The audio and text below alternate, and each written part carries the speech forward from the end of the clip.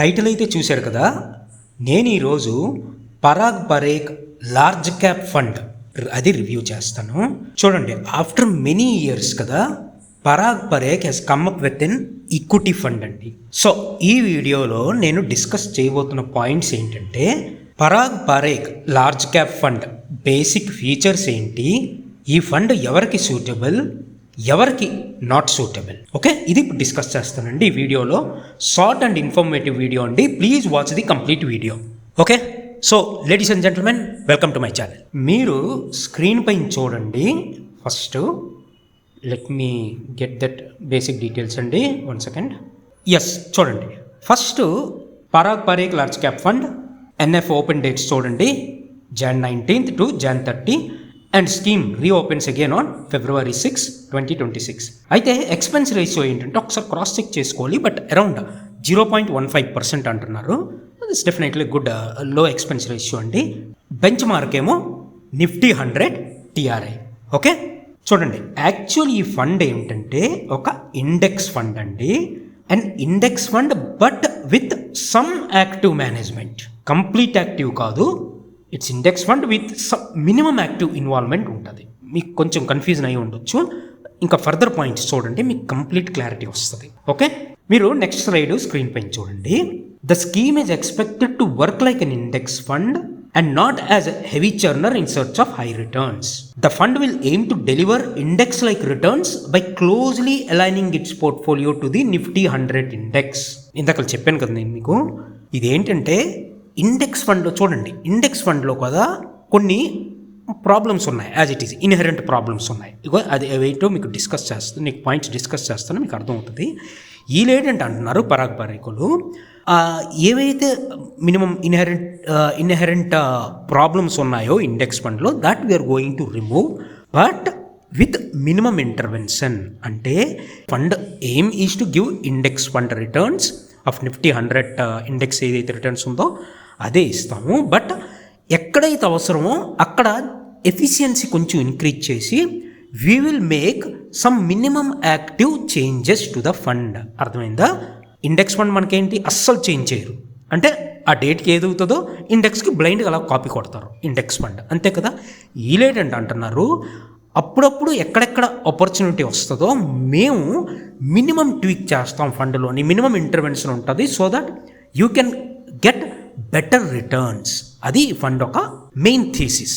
Next ఏంటంటే stock weightage ఏ stock 10% కన్నా allocation ఎక్కువ చేయరండి, అంటే అప్పర్ క్యాప్ 10%. ఓకే, అయితే మీరు ఇక్కడ క్వశ్చన్ అడగొచ్చు. ఇప్పుడు మరి సేమ్ ఇండెక్స్ ఫండ్ లాగే అంటున్నారు కదా, ట్రీట్ చేస్తారంటున్నారు, ఏదో సమ్ మినిమం ఇంటర్వెన్షన్ ఉంటుంది. So what is the difference between index fund and this fund? ఇప్పుడు మీరు నెక్స్ట్ స్లైడ్ చూడండి. అక్కడ ఫండ్ ఒక స్ట్రాటజీ ఏంటో మీకు ఇప్పుడు క్లియర్గా అర్థమైపోతుంది. సో ఫండ్ స్ట్రాటజీ చూడండి మీరు స్క్రీన్ పైన. 1. Single stock futures. It will use stock futures if they are available at a discount. క్లియర్గా చెప్పాలి అంటే ఫర్ ఎగ్జాంపుల్ ఇప్పుడు మన ఇండెక్స్ ఫండ్లో HDFC బ్యాంక్ ఉన్నది అనుకోండి. వీళ్ళు ఏంటంటే చేస్తారు ఫ్యూచర్స్లోని, అంటే ఎవరైతే ట్రేడింగ్ చేస్తుంటారో తెలిసి ఉంటుంది, HDFC బ్యాంకు లేదా ICICI ఆర్ రిలయన్స్ ఏదైతే మనకి ఇండెక్స్ ఫండ్లో ఉన్నది కదా అది ఫ్యూచర్ మార్కెట్లో ఒక్కొక్కసారి డిస్కౌంట్లో దొరుకుతుందండి. For example HDFC bank example చెప్తున్నాను, ఇక్కడ 100 రూపీస్ ఉందనుకోండి, అదే బ్యాంక్ ఒక్కొక్కసారి ఫ్యూచర్స్లోని అదేమో 99.75కి ఇలాగా అవైలబుల్ ఉండొచ్చండి. 0.25% డిస్కౌంట్. కానీ వీళ్ళు ఇన్వెస్ట్ చేస్తారు క్రోర్స్లోను కదా, అది ఎక్కువ ప్లే అవుతుంది. మీకు అర్థమైందా? ఇక్కడ 100 రూపాయలు ఉన్నది, అక్కడ 99.75 99.45 ఇలా దొరకవచ్చు, అంటే డిస్కౌంట్ దొరుకుతుంది. అలాంటప్పుడు వీళ్ళు ఏం చేస్తారంటే they'll buy that future stock at discount. మీకు అర్థమైందా? అది మెయిన్ ఇక్కడ. అదే ఇండెక్స్ ఫండ్ అనుకోండి, ప్లెయిన్ ఇండెక్స్ ఫండ్ అనుకోండి, కొనలేరు, ఎందుకంటే ది కాంట్ బై ఫ్యూచర్స్. ఇండెక్స్లోని జనరల్గా ఫ్యూచర్స్ బై చేయలేరు. ఇక్కడేంటి మీకు డిస్కౌంట్లో దొరుకుతుంది ఫ్యూచర్స్లో ఏదైనా స్టాక్ అంటే they will buy that at a discount. అలాగే ఒక్కొక్కసారి ఏంటంటే ఇండెక్స్ ఉన్నది కదా, ఇండెక్స్ ఏమో ఫ్యూచర్లో డిస్కౌంట్లో అవైలబుల్ అనుకోండి, అప్పుడు ఏంటంటే ఇండెక్స్ మళ్ళీ ఫ్యూచర్స్లో పర్చేజ్ చేస్తారు so that you will be getting at a better price and better return. అర్థమైంది కదా ఈ రెండు. ఇప్పుడు థర్డ్ పాయింట్, మర్జర్ ఆర్బిట్రాజ్. చూడండి, ఒక్కొక్కసారి 2 కంపెనీస్ మర్జర్ అవుతుంటాయి, మీకు తెలుసు కదా. అలాంటప్పుడు ఏంటంటే ఇండెక్స్ ఫండ్లో ఉన్న ప్రాబ్లం ఏంటంటే ఆ మర్జర్ అయ్యి ఇండెక్స్లోకి వచ్చిన వరకు వీళ్ళేమి యాక్ట్ చేయలేరండి, ఏది ప్యూర్ ఇండెక్స్ ఫండ్స్. కానీ వీళ్ళేంటంటే అంటున్నారు ఆ మర్జర్ ఆర్బిట్రాజ్ ఏటేట్ ఉందో 2 కంపెనీల్లోని ఏది కొంచెం అంటే ఈ రీజనబుల్ వాల్యుయేషన్ దొరుకుతుందో, కొంచెం చీప్గా దొరుకుతుందో అది వీళ్ళు ముందర పర్చేజ్ చేస్తారు. అర్థమైందా మీకు? సో అది merger arbitrage. That extra benefit you will be getting in the form of returns. ఫోర్త్ది స్మార్ట్ రీబ్యాలెన్సింగ్. అంటే ఫర్ ఎగ్జాంపుల్ ఇది మీకు తెలిసి ఉంటుంది, చూడండి, మీరు విని ఉంటారు అప్పుడప్పుడు ఇండెక్స్ రీబ్యాలెన్స్ అవుతున్నది, ఈ స్టాక్ బయటికి వెళ్తుంది, ఈ స్టాక్ లోన్కి వస్తుంది, అంటే ఈ stock this for example Nifty 15 నిండో, నిఫ్టీ నెక్స్ట్ 15 నిండో, నిఫ్టీ 100 నిండో ఈ స్టాక్ బయటికి వెళ్ళిపోతుంది. అయితే ఓన్లీ ఇండెక్స్ ఫండ్తో ఉన్న ప్రాబ్లం ఏంటంటే, ఫర్ ఎగ్జాంపుల్ నేను చెప్తున్నాను, August 31 నాడు ఇండెక్స్ రీబ్యాలెన్సింగ్ అనుకోండి. ఓకే, ముందర నుండి 1 మంత్ బిఫోర్ నుండి అందరికీ తెలిసిపోయి ఉంటుంది ఏ స్టాక్ బయటికి వెళ్తుంది, ఏ స్టాక్ ఇండెక్స్ లోపలికి వస్తుందని. కానీ ప్యూర్ ఇండెక్స్ ఫండ్తో ఏంటి ప్రాబ్లం అవుతుందంటే August 31 వరకు వాళ్ళు ఏం యాక్షన్ తీసుకోలేరు. ఎందుకంటే August 31 నాడే వాళ్ళు వెళ్ళి ఆ ఇండెక్స్ యాక్చువల్గా ఆపరేట్ చేయాలి, ఎందుకంటే అదే కట్ ఆఫ్ డేట్ కాబట్టి.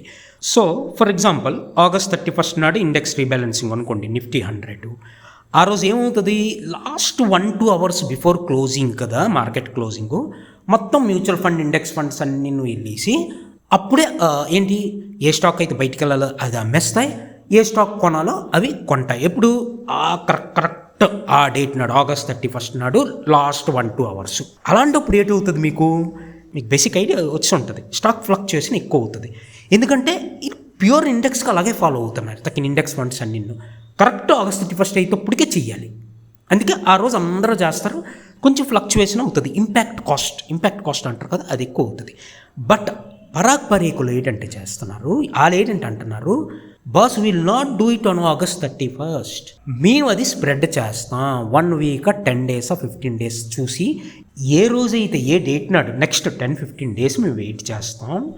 ఏ రోజైతే మనకి ఈ స్టాక్ ప్రైస్ ఫేవరబుల్గా ఉంటుందో, రీజనబుల్గా మనకు అనిపిస్తుందో, ఈ ఇంపాక్ట్ కాస్ట్ గట్ట తగ్గిపోయి ఈ ఫ్లక్చుయేషన్ గట్ట తగ్గిపోయి ఉంటుందో, మేము అప్పుడు ఐదర్ బై ఆర్ సెల్, అప్పుడు ఇండెక్స్ మేము రీబ్యాలెన్స్ చేస్తాం అనేసి వీళ్ళ స్ట్రాటజీ అన్నమాట. మీకు అర్థమైందా?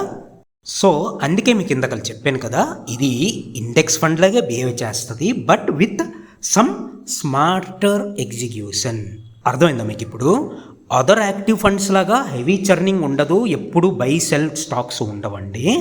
బట్ వీళ్ళు ఏంటంటే చేస్తారు, ఇండెక్స్ ఫండ్లో ఉన్న ఏదైతే ఇన్హెరెంట్ కొంచెం ఇన్ఎఫిషియన్సీస్ ఉన్నాయో మనం ఇప్పుడు చూసాం కదా, that inefficiencies they try to remove.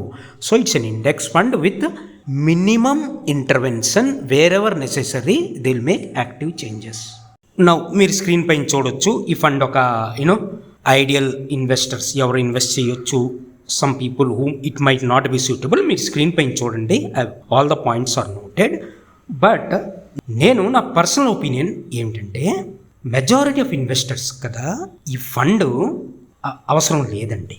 ఎందుకంటే మనకు అందరికీ ఆల్రెడీ మన పోర్ట్ఫోలియోలో ఏదో ఒక రూపంగా ఏదో ఒక విధంగా లార్జ్ క్యాప్ ఫండ్ అలొకేషన్ అయితే ఉంటుంది, అంతే కదా. And moreover majority of people కదా, మెజారిటీ ఆఫ్ ఇన్వెస్టర్స్కి పరాగ్ ఫ్లెక్సీ క్యాప్ హోల్డ్ చేస్తూ ఉన్నారు. ఓకే, చూడండి, మీద ఆల్రెడీ నిఫ్టీ 50 ఇండెక్స్ ఫండ్, లేదా Nifty next 50 index fund, Nifty 100 index fund, or Parag flexi cap fund, or any other funds which has exposure to large cap funds మీ పోర్ట్ఫోలియోలో already ఉన్నాయి. And if you have sufficient exposure to large caps కదా, then I don't think so this fund will add any extra advantage for you అండి. ఇది నా opinion, me opinion might differ. Okay, this is my opinion.